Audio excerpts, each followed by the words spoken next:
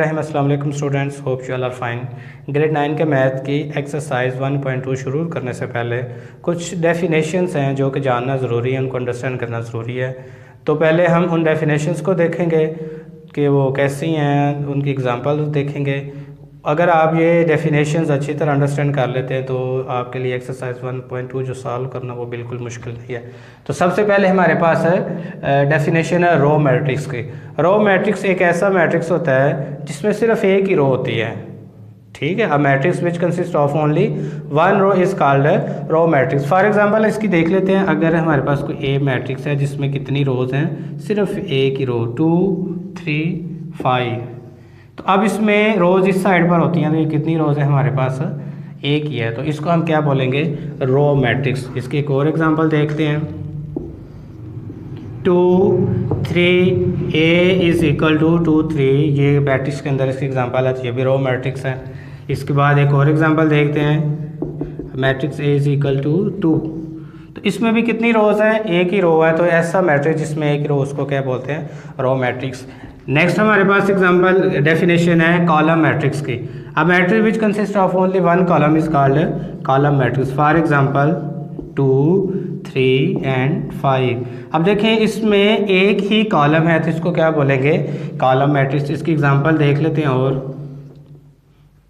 5 6 C is equal to 2।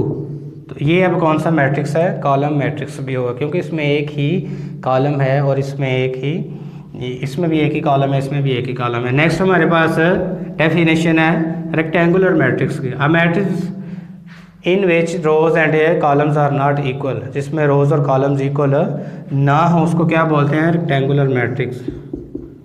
For example 5 2। अब देखें इसमें अगर देखा जाए तो रोज कितनी है, रो 1 और रो 2।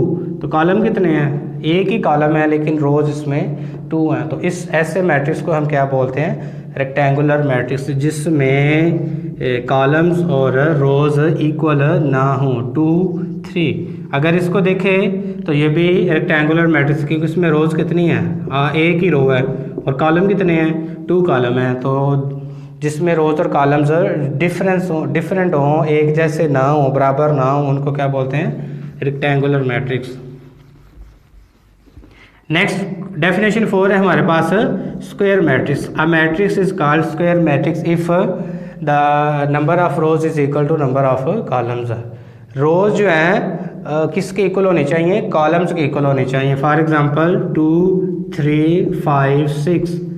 अब अगर इसमें देखा जाए तो ये 2 रोज हैं, कॉलम कितने हैं, कॉलम भी 2 हैं। तो ये दोनों की जो तादाद है वो बराबर है। तो ऐसे जो मैट्रिक्स होते हैं उनको क्या बोलते हैं, स्क्वायर मैट्रिक्स। इसके एग्जांपल और ले लेते हैं। इसमें भी रो 1 है, कॉलम भी 1 है, तो ये हमारे पास स्क्वायर मैट्रिक्स आ जाता है। इसके एक एग्जांपल और ले लेते हैं।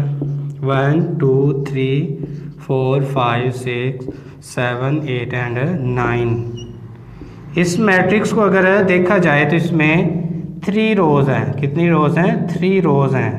और कॉलम्स देखा जाए तो कॉलम्स भी कितने हैं, कॉलम्स भी 3 हैं। तो इसका मतलब है कॉलम्स और रोज इक्वल है। तो ये कौन सा हमारे पास होगा, स्क्वायर मैट्रिक्स।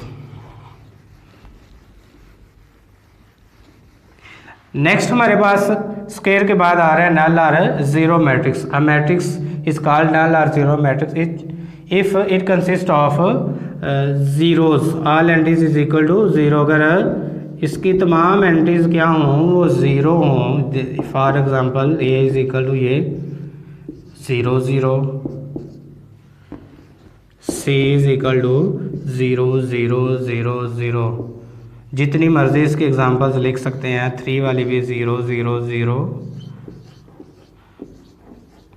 अब इसमें तमाम एंट्रीज किसके इक्वल हैं, 0 के इक्वल है। तो ऐसे मैट्रिक्स को हम क्या बोलते हैं, नल और जीरो मैट्रिक्स। नेक्स्ट मैट्रिक्स हमारे पास जो आ रहा है diagonal matrix. A square matrix is called diagonal matrix if at least any one diagonal entry is not 0। ये हमारे पास है 1 2 3 नो 1 0 0 0 0 0 0 0 0। अब ये वाली जो होती हैं ये डायगोनल एंट्रीज हैं। ये कौन सी एंट्रीज हैं? डायगोनल। कहता है at least any one of the diagonal entries not zero. अगर कोई एक ज़ीरो ना हो बाकी सारी ज़ीरो हो तो उसको क्या बोलते हैं? Diagonal matrix. इसकी और एग्जांपल लेते हैं 1 0 0 3 0 3 0 0 0 0। आप देखें ये 1 है, ये 3 है, इधर भी कुछ आ सकता है। कम अज़ कम एक ऐसा होना चाहिए जो यहाँ पर नॉन ज़ीरो हो। ये डायगोनल एंट्री है, इसमें एक नॉन ज़ीरो होना चाहिए। इसमें अब 2 नॉन ज़ीरो, 3 भी नॉन ज़ीरो हो सकते हैं, तो फिर भी वो डायगोनल मैट्रिक्स ही होगा। जी नेक्स्ट हमारे पास definition unit or identity matrix. एक ऐसा डायगोनल मैट्रिक्स है जिसकी डायगोनल एंट्रीज 1 के इक्वल हो। For example A is equal to 1 0 0 1। अब इसमें जो डायगोनल एंट्रीज हैं ये वाली ये किसके इक्वल है? 1 के। इसी तरह इसकी एक और एग्जांपल ली जाए 1 0 0 0 1 0 0 0 1। तो इसमें भी जो डायगोनल एंट्रीज हैं वो किसके इक्वल होनी चाहिए? 1 के, और बाकी जो है वो नॉन ज़ीरो होना चाहिए, ज़ीरो होनी चाहिए। नेक्स्ट हमारे पास डेफिनेशन है scalar matrix. Scalar matrix diagonal matrix होता है। स्केलर मैट्रिक्स कौन सा होता है? डायगोनल मैट्रिक्स होता है जिसमें डायगोनल एंट्रीज सेम होती हैं। डायगोनल एंट्रीज क्या होनी चाहिए? सेम। फॉर एग्जांपल हमारे पास आ जाता है 1 0 0 1। ये भी डायगोनल कहलाएगा, स्केलर कहलाएगा। इसकी बी एग्जांपल लें 2 0 0 2। ये भी हमारे पास स्केलर की एग्जांपल है। 3 हम लेते हैं 5 0 0 5। तो डायगोनल एंट्रीज जो हमारे पास हैं वो क्या हैं? सेम है। अगर एक जैसी हैं तो उसको हम स्केलर बोलते हैं। डी की अगर इसकी एग्जांपल ली जाए देखें 7 0 0 0 7 0 0 0 7। तो अब ये जो डायगोनल एंट्रीज हैं 7 7 है, तो ये सेम है। तो ऐसा डायगोनल मैट्रिक्स जिसमें उसकी जो डायगोनल एंट्रीज हैं वो एक जैसी हों उसको हम क्या बोलते हैं? Scalar matrix. उसके बाद है नेगेटिव ऑफ अ मैट्रिक्स। अगर हमारे पास एक मैट्रिक्स है -1 2 5 7, तो नेगेटिव हम उसका कैसे फाइंड करेंगे? नेगेटिव उसका आएगा, हम उसके साइन चेंज कर देंगे, ये आ जाएगा -2 5 7।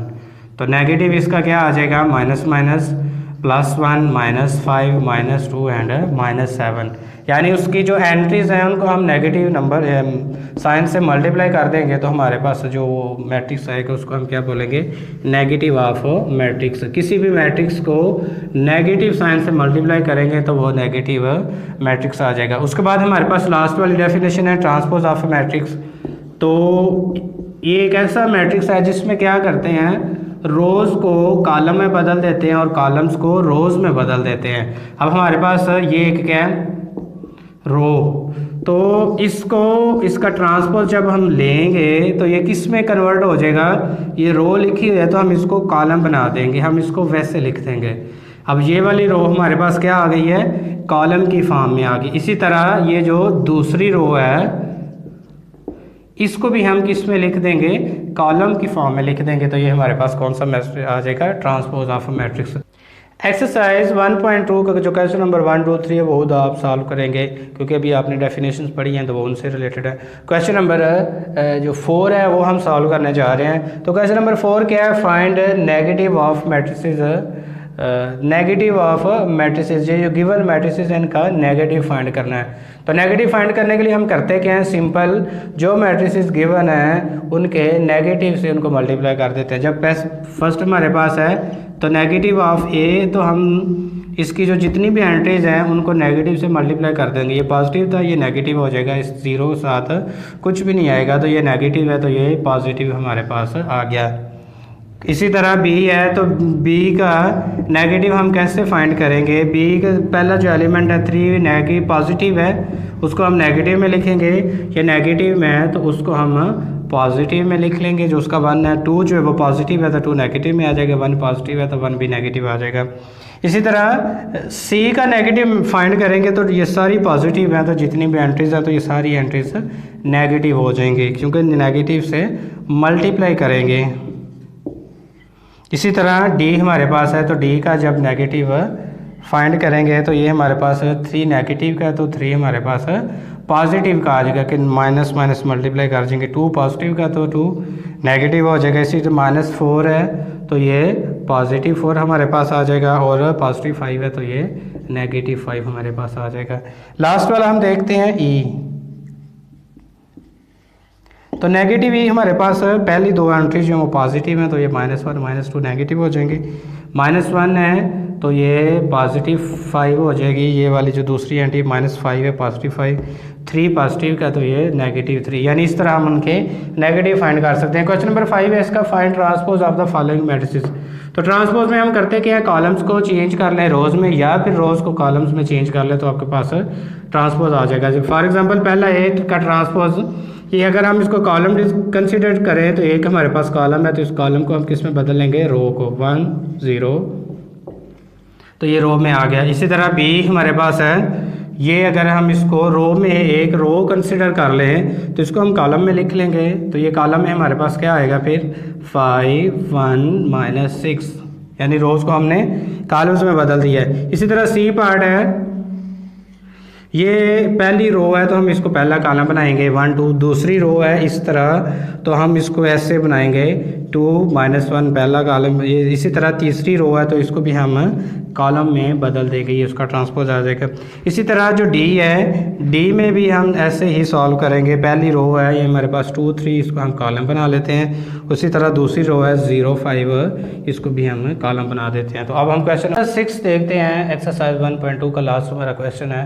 इसमें वो कहते हैं वेरीफाई दैट इफ़ ए, ये गिवन है ए मैट्रिक्स तो ए का ट्रांसपोज लें और फिर उसका ट्रांसपोज लें तो दोबारा किसके इक्वल होगा, ए के। इसका ये फर्स्ट वाला पार्ट है, सेकंड वाला पार्ट आप खुद करेंगे।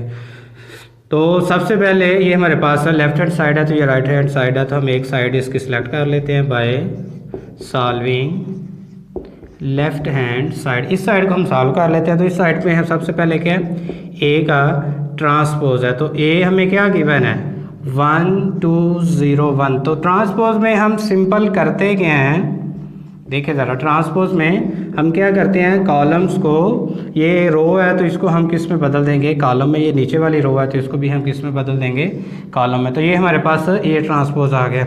अब ए ट्रांसपोज का अगेन ट्रांसपोज लें, ये रो है तो इसको हम कॉलम बना देंगे, ये रो है तो इसको हम कॉलम बना देंगे।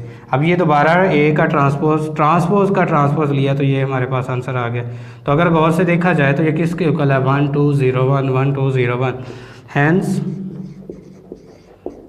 It is proved that left hand side is equal to right hand side, यानी लेफ्ट हैंड साइड का ए का ट्रांसपोज का जो ट्रांसपोज है वो किसके इक्वल आता है, ए के ट्रांसपोज।